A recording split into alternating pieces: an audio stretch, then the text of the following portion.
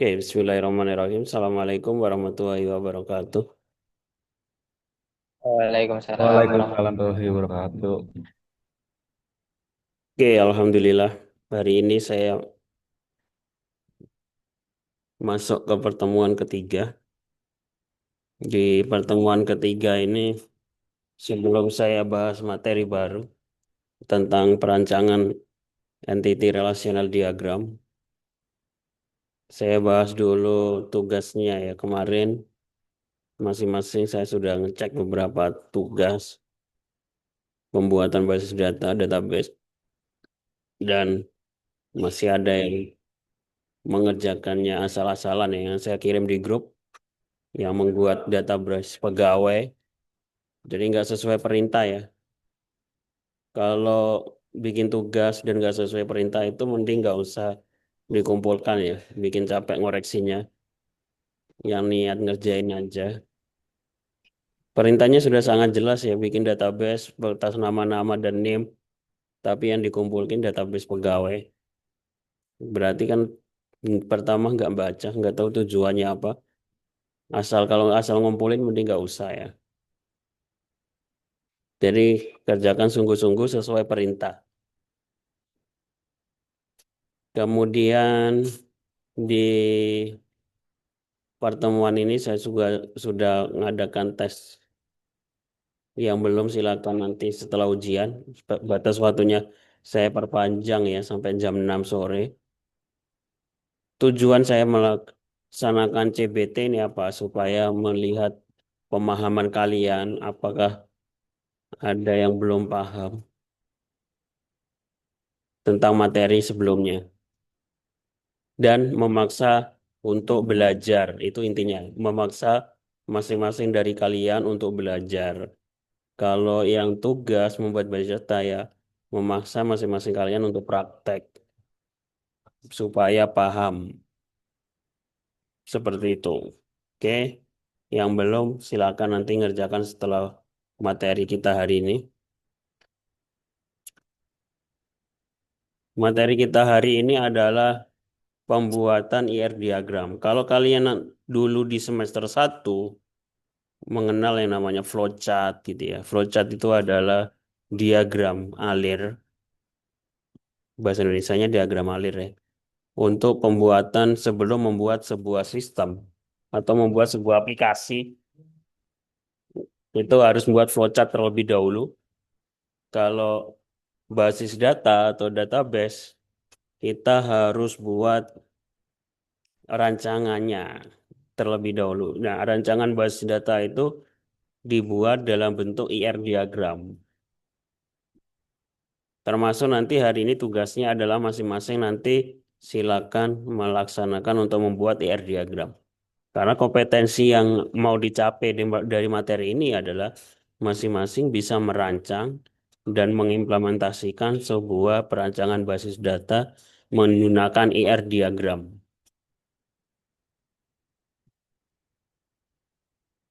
Jadi tujuannya mahasiswa dan melaksanakan perancangan basis data dengan model entity relationship, memahami bagaimana wujud data relasional dan membuat contoh penerapan basis data relasional.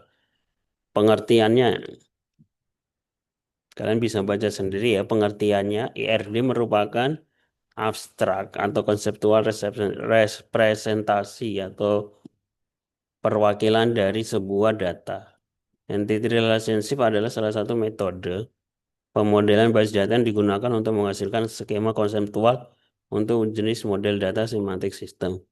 Diagram untuk menggambarkan model entity relationship ini disebut dengan entity relational diagram atau ada yang nyebut juga dengan ER diagram atau ERD ya.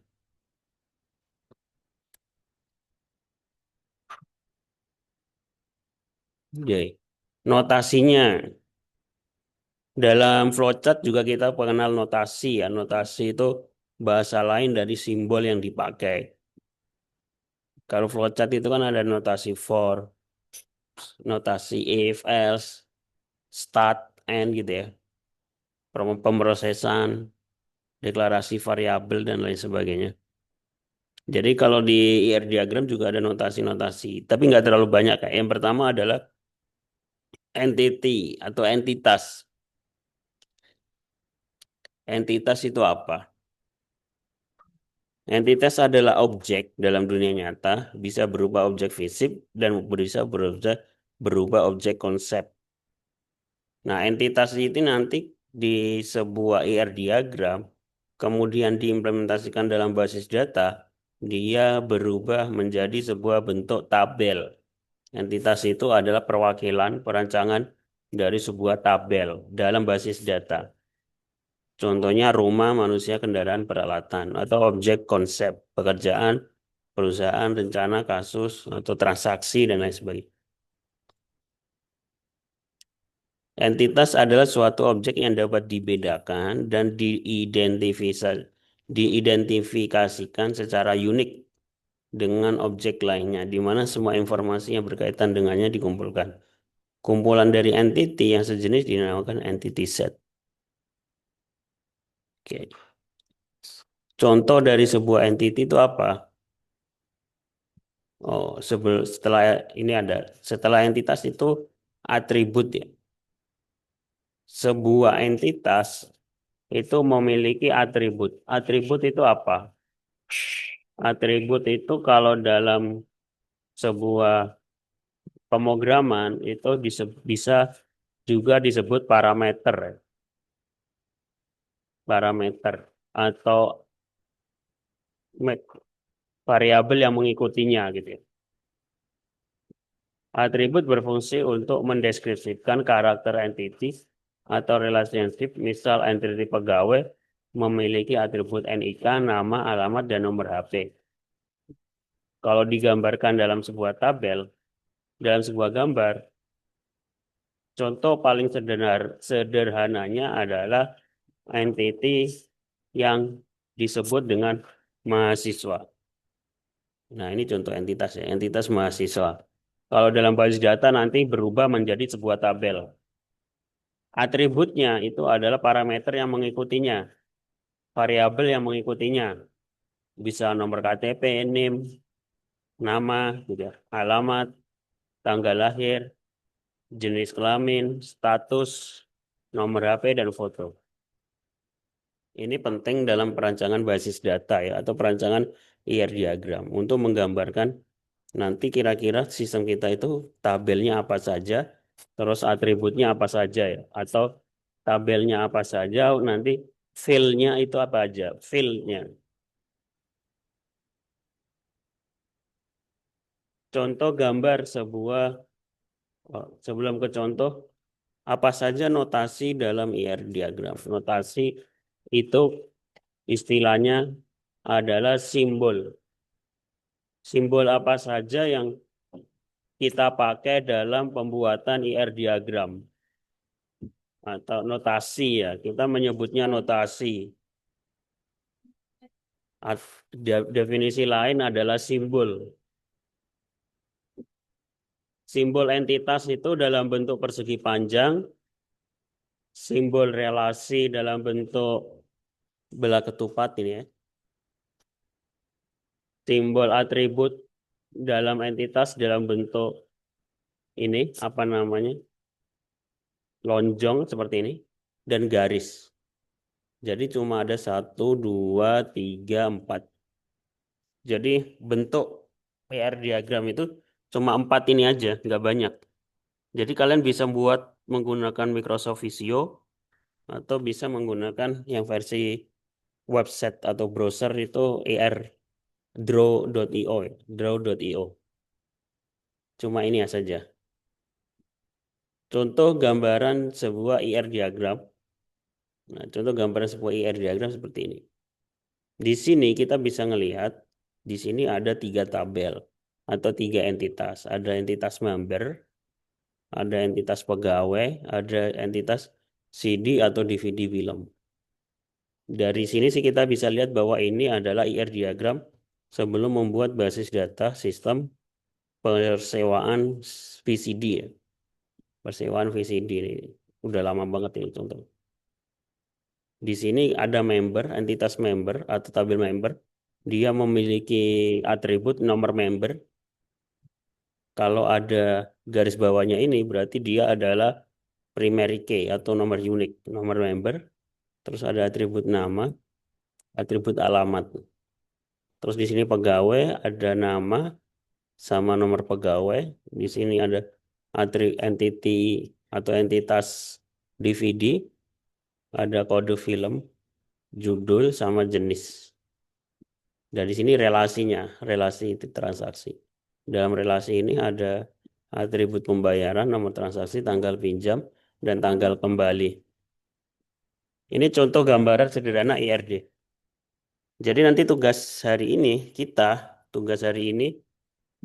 salah satunya adalah masing-masing menentukan topik studi kasus, kemudian membuat IR diagram. Tapi nggak langsung tiba-tiba jadi dalam bentuk IR diagram seperti ini ya. Nanti ada tahapan-tahapannya. Nah, IR diagram ini di materi yang saya sampaikan itu ada dua versi. Versi pertama itu versi Sen, dan saya sarankan menggunakan versi Sen ini karena lebih mudah. Nanti ada yang kedua versi Martin.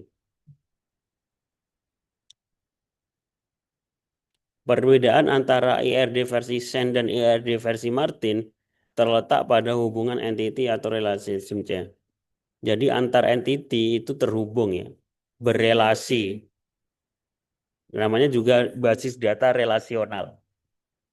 Nah, relasinya itu nanti ada tingkatannya atau kardinalitasnya.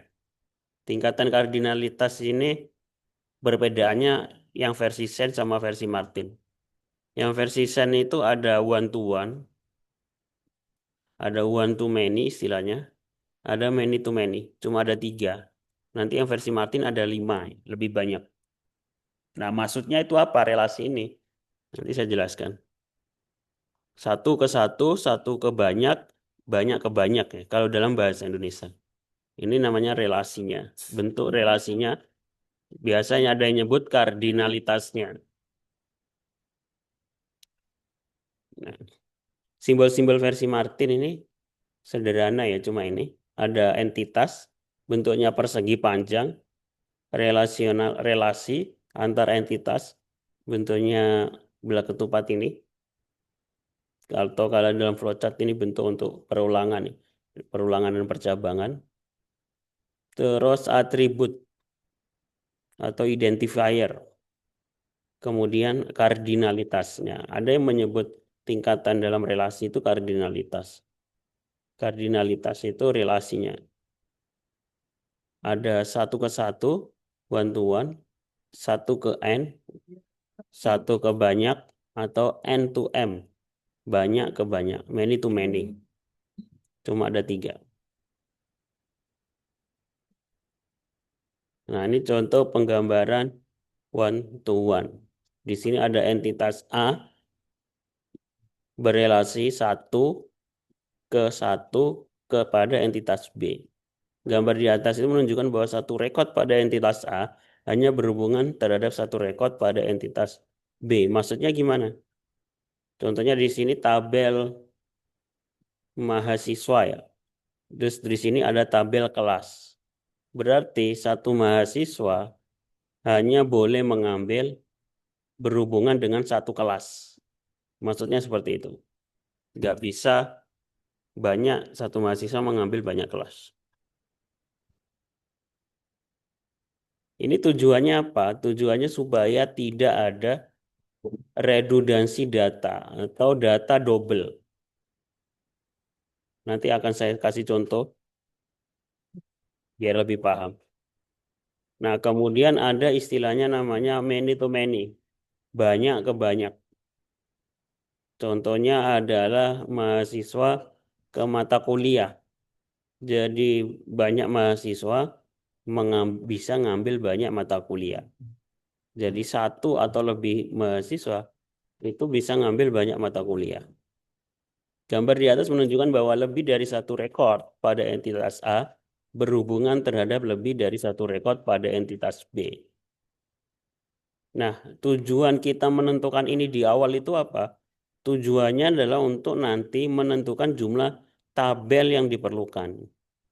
Jadi ketika kardinalitasnya atau relasinya itu end to end, nanti diimplementasikan di database, Kalau kardinalitasnya n to n itu nanti di tengah-tengah sini harus ada tabel baru. Tabel relasi yang menghubungkan yang isinya adalah primary key dari masing-masing tabel. Tapi sebelum nyampe ke sana, di materi kali ini harus dipahami dulu aja bentuk-bentuk kardinalitas. Oke, itu yang versi Sen. Kalau yang versi Martin ini agak banyak ya. Ada relasinya itu exactly one, zero or one. Relasinya dibagi menjadi 5. Ada 1 ke 1, ada 1 atau 0 ya. Tidak sama sekali atau 1 gitu ya. More than one, lebih dari 1. 0, 1 or more. 0, 1 atau lebih.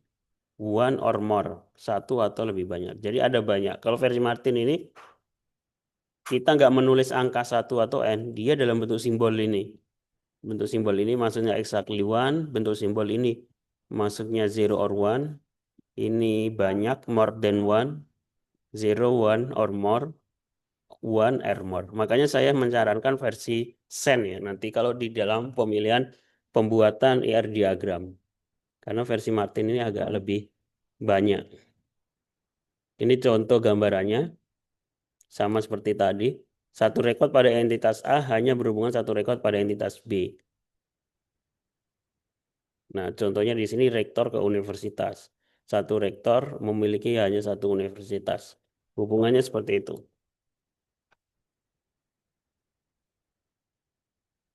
Kalau banyak, satu ke banyak adalah pelanggan ke transaksi. Jadi satu pelanggan bisa memiliki banyak transaksi.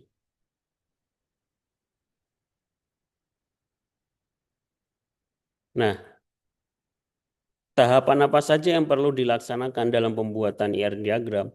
Nah, ini nanti tugas masing-masing dari kalian. Silakan memilih topik atau studi kasus yang akan dibuat gitu ya. Contohnya bisa persewaan buku, perpustakaan, pemesanan tiket, dan lain sebagainya. Banyak contoh juga di Google. Kalian pilih. Kemudian lakukan pembuatan perancangan basis datanya menggunakan IR diagram dengan mengikuti langkah-langkah yang ada di sini. Jadi langkah-langkah nggak tiba-tiba langsung jadi gambarnya. Harus ada langkah-langkahnya. Langkah yang pertama yaitu mengidentifikasikan dan menetapkan seluruh himpunan entitas yang akan terlibat. Kalian tentukan dulu entitasnya itu apa saja. Dianalisis dulu. Dalam studi kasus yang kita pilih itu entitinya yang nanti bisa digambarkan dalam bentuk sebuah tabel itu apa saja. Kemudian kalau sudah menentukan entitasnya, tentukan atribut-atribut kunci dari masing-masing himpunan entitas atau nanti menjadi sebuah primary key. Tentukan primary key-nya masing-masing entitas tersebut.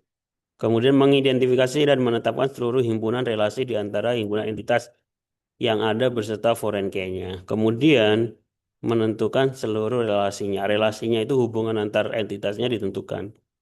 Terus menentukan derajat relasi atau kardinalitasnya. Setelah relasinya ditentukan, menentukan kardinalitasnya atau derajatnya tadi. Dia one to one atau one to many atau many to many. Kelima, melengkapi himpunan entitas dan himpunan relasi dengan atribut. Baru terakhir ditambahkan atribut-atribut di masing-masing entitas. Langkah keenam, gambarkan IRD dan kamus data. Nah,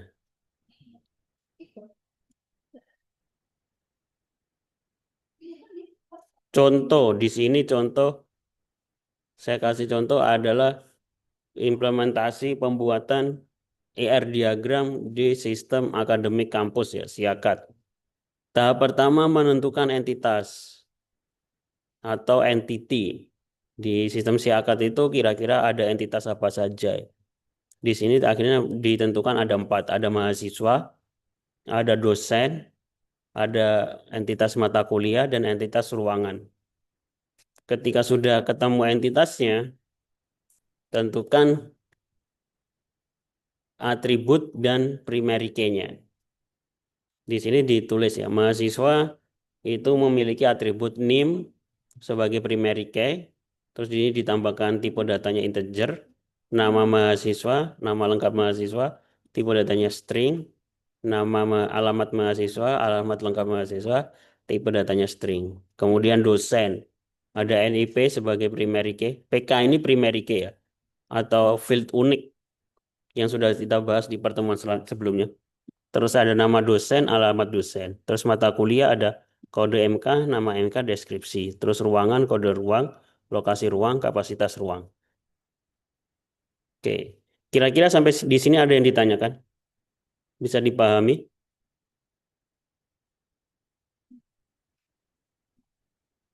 Bisa dipahami? Ada pertanyaan? Belum ada? Jadi sengaja saya perkuliahan ini online biar ada rekamannya. Jadi ketika masih belum paham, kalian nanti lihat rekaman perkuliahannya lagi. Diulang-ulang sampai paham. Ketiga, setelah ketemu entitas dan atribut, menentukan kardinalitasnya, hubungan atau relasi antar entitas ya. Bisa dibuat dalam bentuk tabel seperti ini. Ini mahasiswa ke mahasiswa, relasinya apa? Nggak ada ya, nggak ada hubungan. Terus mahasiswa ke dosen itu N to one, banyak mahasiswa ke satu dosen. Terus mahasiswa ke mata kuliah itu M to N, many to many. Mahasiswa ke ruang nggak ada hubungan relasi. Kemudian dosen, jadi cara baginya gini ya. Dosen ke dosen, dosen ke mata kuliah, satu dosen bisa ngambil banyak mata kuliah. Ke ruang nggak ada. Kemudian mata kuliah terhubung hanya ke entitas ruang satu mata kuliah, satu ruangan. Kemudian ruang ini nggak berelasi kemanapun. Oke, kemudian setelah itu baru dijelaskan dalam bentuk teks seperti ini ya, hubungan antar entity. Ruangan itu berhubungan ke mata kuliah, berelasi. Ini digunakan untuk mata kuliah. Tabel utamanya ruang, tabel kedua mata kuliah, relasinya one to one, satu ke satu. Terus atribut penghubungnya adalah kode ruangan. Jadi nanti primary key-nya kode ruangan muncul di mata kuliah sebagai foreign key. Foreign key itu adalah primary key yang muncul di tabel lain. Dia menjadi foreign key sebagai penghubung. Kemudian dosen mengajar mata kuliah, entitas dosen terhubung ke mata kuliah. Relasinya one to many, terus atribut penghubungnya NIP di mata kuliah. Dan seterusnya ya. Setelah digambarkan seperti ini, baru muncul tabel, muncul gambar atau simbol IR diagramnya seperti ini. Oke, bisa dipahami? Ada pertanyaan?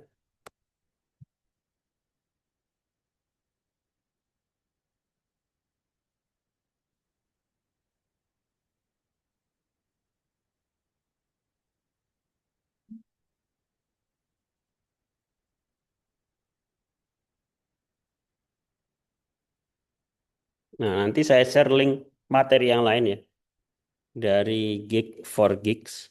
How to draw entity relationship diagram. Ini secara umum sama ya. Bagaimana menggambar IR diagram. Di sini identifying entities, menentukan entitasnya, defining attribute, mendefinisikan atribut apa aja di masing-masing entitas, specifying relationship, relasinya ditentukan, drawing entitas, adding atribut, connecting.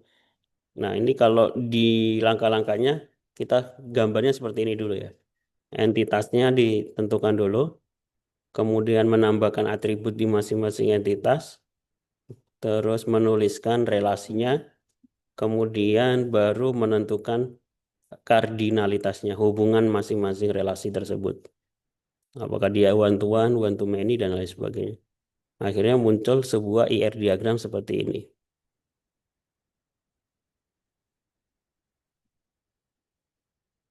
Bisa dipahami ya?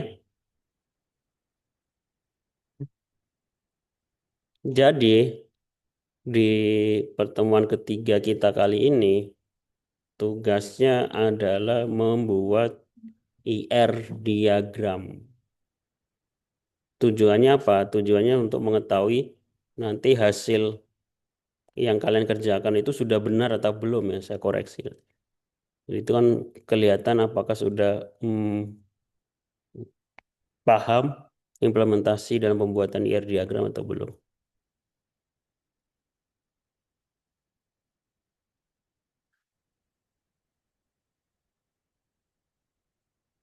Ini waktunya saya buat agak panjang, mungkin 2 minggu ya pengumpulannya.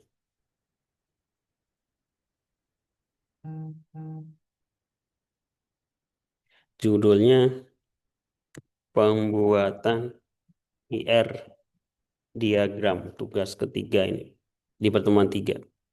Batas waktu pengumpulannya 2 minggu. Kalau sekarang tanggal 3, berarti sampai tanggal 17. Batas ukuran file 10 MB dikumpulkan dalam bentuk PDF ya. Deskripsi tugasnya, silakan memilih topik atau studi kasus,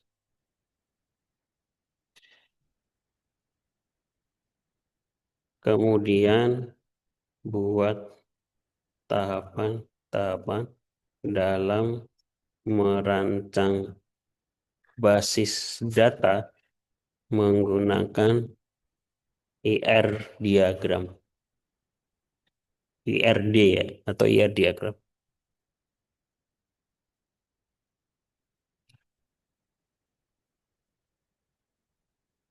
Oke, bisa dipahami? Ada pertanyaan sampai di sini?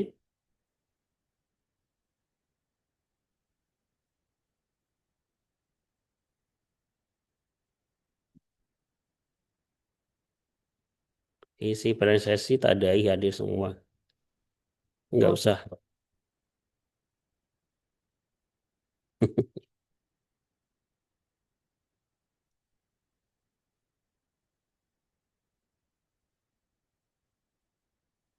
Oke, ada pertanyaan?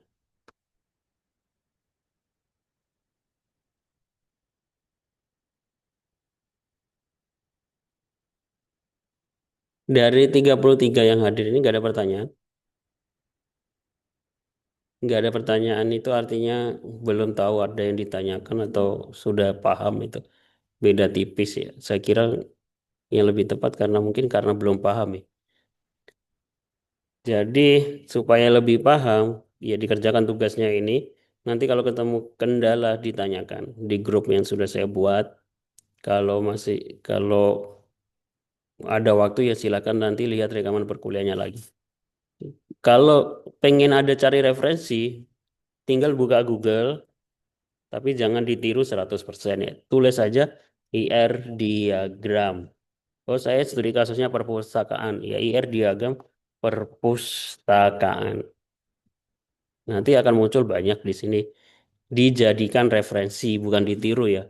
Karena nanti di pengerjaannya nggak langsung dalam bentuk gambar seperti ini. Tapi harus dijelaskan langkah-langkahnya. Pertama penentuan entitas dulu, kemudian penentuan atribut, penentuan relasi kardinalitasnya, baru kemudian muncul gambar. Bisa dipahami ya?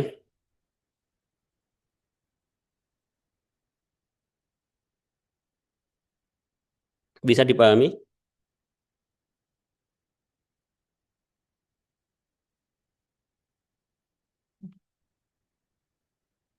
Oke.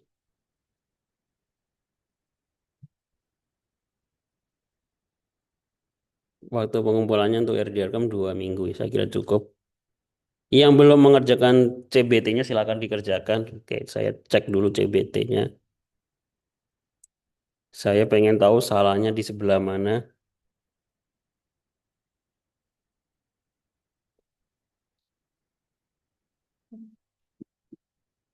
Masih banyak yang salah ya. Apa yang dimaksud dengan entitas dalam konteks basis data? Ini masih salah. Entitas adalah objek atau konsep nyata yang dapat dibedakan dan disimpan dalam basis data. Entitas adalah jenis atribut misalnya. Entitas itu adalah objek. Terus Mas, dalam sebuah tabel mahasiswa, data seperti NIM, nama, dan umur disimpan. Apabila NIM digunakan untuk mengidentifikasi setiap mahasiswa secara unik, Ini ada diksi unik di sini pasti dia adalah primary key tanpa ada pengulangan. Maka NIM tersebut disebut sebagai primary key harusnya ya. Ini dia jawabnya secondary key. Kalau unik itu primary key nyebutnya, ya, diingat-ingat. Bagaimana cara membuat tabel baru dengan kolom tipe data tertentu? Perintah untuk membuat tabel baru adalah create table. Di sini kalau sudah praktek, oh, kemarin belum sampai create table ya, nggak apa-apa. Nanti setelah ini nggak boleh salah lagi. Harusnya create table, bukan new table. Anda ingin membuat sebuah database pegawai. Nah, ini harusnya kalau baca materi dan mengikuti di pertemuan minggu kedua harusnya bisa jawab ya. Jawabannya adalah create database pegawai, bukan create table pegawai. Nah, makanya di pertemuan kedua kemarin saya membuat pertanyaan, bedakan antara database dan tabel. Apa perbedaan database dan tabel? Dan di sini kan pertanyaan ada ingin membuat sebuah database baru dengan nama pegawai. Berarti create database pegawai, bukan create table pegawai. Oke, gitu ya. Jadi ketika perkuliahan silakan diperhatikan. Kelihatan yang merhatikan atau enggak itu dari hasil CBT-nya sore. Kalau merhatikan harusnya bisa menjawab. Oke, terima kasih. Saya kira cukup ya perkuliahannya. Terima kasih yang sudah datang. Nanti rekaman perkuliahannya saya share habis ini. Jadi kalau ada yang ketinggalan atau masih belum paham, silakan lihat lagi rekaman perkuliahannya. Jangan sampai nanti ada alasan nggak tahu tugas atau nggak paham. Ditanyakan ya, boleh bertanya. Malu bertanya saat di jalan. Sengaja saya buat grup WA itu supaya nanyanya di grup, jangan japri. Kalau japri saya harus jelasin satu-satu ke tiap orang. Kalau di grup kan biar pertanyaan, siapa tahu ada memiliki pertanyaan sama, nggak perlu saya jawab berkali-kali. Tujuannya seperti itu. Termasuk tujuan saya membuat halaman yang menampilkan hasil CBT. Tujuannya apa? Tujuannya adalah mempermalukan kalian jika ada yang nilainya jelek. Sehingga belajar dari situ nggak pengen kelihatan malu sama temennya nilainya kecil, memaksa kalian untuk belajar. Kalau masih dipaksa belajar aja masih nggak mau ya, kesalahannya di kalian ya. Jangan nyalain temennya atau nyalain kampusnya. Bisa dipahami ya?